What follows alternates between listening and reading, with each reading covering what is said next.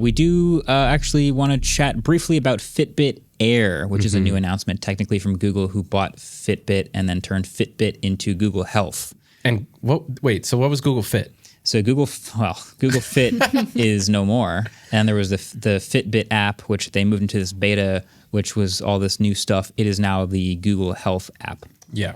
So the Fitbit Air, there's a new screenless, we saw the leaks of this. We talked about it like 2 or 3 episodes before.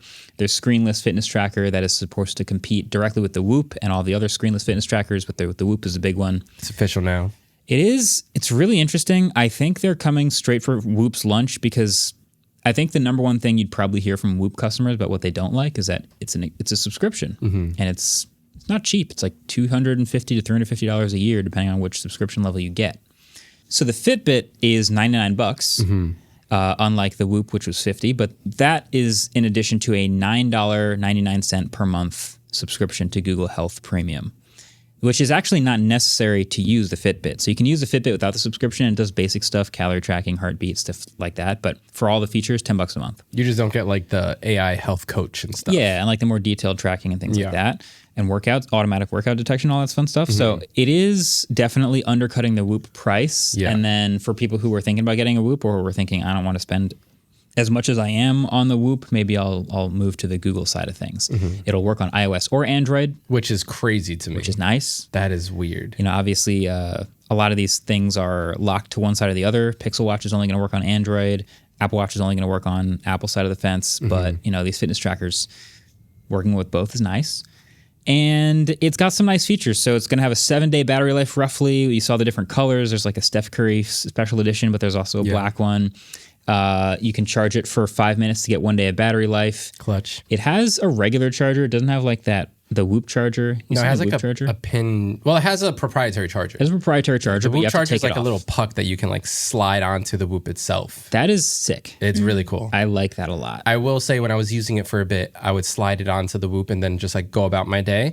That thing slaps into everything. Every corner you turn around, you're hitting that. But as soon as it's done, you take it off and it's right back. Yeah, it's super dope that you don't even have to take it off to charge it. Yeah. Really clever. So 50 meters of water resistance. It should have a haptic alarm. There's like a bunch of features you would expect in the Fitbit Air. No notifications for Andrew, though. No notifications. Sorry, Andrew. Obviously, no screen, no time. But yeah, as far as competing directly with the Whoop, it feels like this is just like, hey, do the same thing the Whoop does, give all the same information, but make it cheaper. I'm really excited for this because I've been using the Pixel Watch 3 for a bit, and I was paying for the Fitbit Premium, and I had the whole AI beta coach thing this whole time. Yeah. And I really liked it, but it required me to wear the Pixel Watch. And it's not that I don't like wearing the Pixel Watch, it's just that I also like wearing regular watches. So whenever I would wear a different watch, I all of a sudden wouldn't get my steps. I wouldn't get my sleep tracking. I wouldn't get all these things. And it's like, it's not a big deal. Who cares? Whatever. It's not the end of the world. But it's just like a nice to have thing. And Fitbit to me was always that kind of product where you just put it on. Like when it first came out, it was just like a small little thing that you put in a strap, a band, and you could swap out the bands, just like this one. And it was like one of the first ones to do that and just give you like basic tracking stuff. And that's all I've wanted for so long. So I'm very glad that they're doing this. I'm just very confused that they're killing the Fitbit brand. Yeah. Which makes no sense to me. Like that's the just a Google thing to do. Yeah, that's fair. They sort of but Fitbit is like, it has such good brand recognition. Like, oh, it's the Fitbit. You know, like now they're turning it into Google Health, which has like a whole different set of implications. And the product is still a Fitbit. Yeah, so you're still buying a Fitbit. But then you have to attach it to Google Health. Yes. Yeah. Not the Fitbit app. Like if I'm on an iPhone and I go to Best Buy and I buy a Fitbit, now I need to download a Google Health app, which hits different. Yeah. It's surprising as like a legacy brand that they would want to rename after how many years they have been Fitbit, because like you said, I don't think, you know, a boomer is going to be like, what, Google's tracking my stuff, even though Google's owned them for years. And they know what a Fitbit is, but they don't know what Google Health is or like, you know, all these other things. It feels like a big unnecessary step maybe, but if they're trying to consolidate the brand as a whole for all their health stuff. I mean, I get why they're doing it. It's just, I feel like Fitbit has such good brand cachet. It does. Yeah, I think the one thing, so Whoop's obviously already very popular and has been for a long time. And I think the biggest advantage I actually see between them now that I plan on testing them both at the same time, side by side, and really investigating and digging deep. But you're like our little lab rat. Yeah, honestly, I'm just going to wear them both. It's going to be horrible. But the thing that Whoop has going for it is there's a ton of accessories for it. Yeah. that aren't available, at least out the gate right now with the Fitbit Air. I'm sure in 2 seconds on Amazon, there will be a ton of third-party ones. Absolutely. But like when you go to buy a Whoop, there's like, oh, you want a Whoop? Do you also want a chest strap? Do you also want like 1,000 extra bands? And also we have underwear that you could put the Whoop in. Like they have a ton of stuff. And the Fitbit Air, there's not even a chest strap or an armband. It's just the normal bands on your wrist. Yet. So that's what I'm noticing, but I'm going to test them. I'll have them side by side. So I'll literally A/B test like exactly how long the battery life is. I'm going to do the same workouts with both of them. I think it'll be really interesting. I also think they'll be very similar. Whoop is really good at the activity auto detection. So I'm curious if the Fitbit is really good too. It's surprising. Well, the Apple Watch that I've been wearing for a long time is not good at that. It does it sometimes. Like if my GPS location is moving for a while and I'm outside, then it'll be like, oh, are you doing an outdoor walk? Yeah. But I could start biking. I could start playing Ultimate. I could start practice. I could start running, and it doesn't really usually auto start. So I'm curious to see how well these will like auto detect and then auto measure and then tag them accurately. We'll see. Whoop, to my memory, because I haven't used it in like a year or two, I think. Maybe like a year. But it doesn't detect it as you're doing it.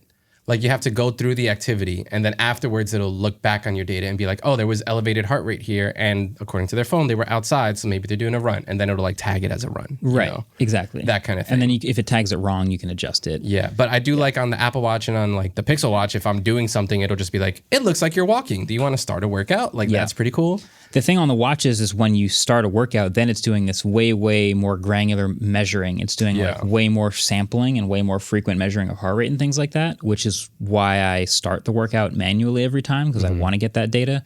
So I'm curious, like if I go start a practice or if I go start a HIIT workout and then my heart rate drops between sets, is it going to go, oh, don't have to measure anymore? Yeah, that's true. Not really sure how it's going to go. But you said that's you're going to use both? I'm going to, so my plan... Tell me if you like this plan or if this is dumb. I'm going to keep the Apple Watch on my right wrist. I don't like it. I'm going to have the Fitbit Air and the Whoop on my left wrist. Okay. And then I'm going to do all my workouts wearing all three. So I have a control because I know what numbers I usually get out of the Apple Watch, but I'll do the workouts, I'll do the practices, and then I'll get both of the readings from the Whoop and the Fitbit Air and compare them. Can we get you like a chest strap? How do you feel about being chest strapped up? I don't mind that, but the chest strap for the Whoop is probably going to measure differently from the arm strap, the armband for the Fitbit. So that's why I'm keeping them both on the wrist. Okay, yeah, that makes sense. You can do that. you have fun, can wear sir. all three. You sound thrilled for me. I mean, it's the best way to probably test it. Would I approach you wearing all three? I might not. No, I'll be repelling people from me for the 3 weeks that I need to test them. But yeah, hopefully the video is worth it. Yeah. Mariah, which one are you getting? Which color? Probably. I mean, I got Pixel Watch already. So you're not going to get a Fitbit? You're good? I think I'm good. I do enjoy a low barrier to entry. I think a low price point is good, and I don't necessarily need the screen. It is interesting that it does only save the data for 30 days. Is that pretty standard for both of these? Well, I think that saves it on the device for 30 days. So if you like forget your phone or your phone breaks or something, it'll still track for 30 days. Okay. And then it'll transfer over. Yeah, I don't think I'm going to buy one. You know what's nice about, you have a Pixel Watch. Yeah. You know what's nice about the Fitbit Air is that also talks to Google Health. And so you can hot swap between them and they will just pick up where the other left off. So if you don't want to wear the Pixel Watch while sleeping, the Fitbit Air can be your sleep tracker. And then you swap back to the watch during the daytime. Yeah. And it'll sort of just keep all the data in line. You don't sound sold. That's kind of cool. I just don't think I need to track every moment of my existence. And have that data. Wrong. Because I'm not trying to optimize, but I do appreciate the people that want to optimize. I need the data. Yeah. I need to know how many steps I've taken in my lifetime. Yeah. It's very important to me. Got to hit that high score. Yep. Yeah.